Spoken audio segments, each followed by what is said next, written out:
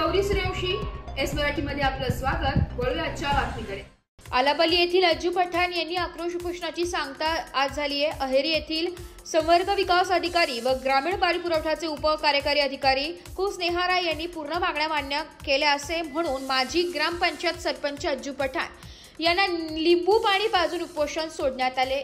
यावेळी माजी जिल्हा परिषद अध्यक्ष अजय कंकडलावार, काँग्रेसचे महाराष्ट्र प्रदेश महासचिव हनुमंतू मडावी, काँग्रेस आदिवासी आघाडी जिल्हा अध्यक्ष मुस्ताक हकीम यावेळी उपस्थित होते।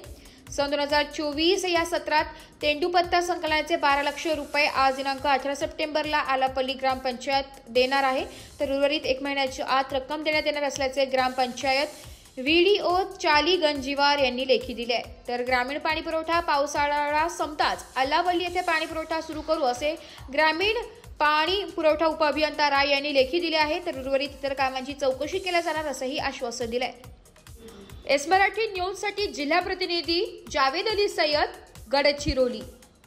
अशाच नवीन ताज्या घडामोडी जाणून घेण्यासाठी आमच्या एस मराठी न्यूज चॅनलला लाईक करा, शेअर करा, सबस्क्राइब करा आणि बेल आयकॉनला क्लिक करायला विसरू नका।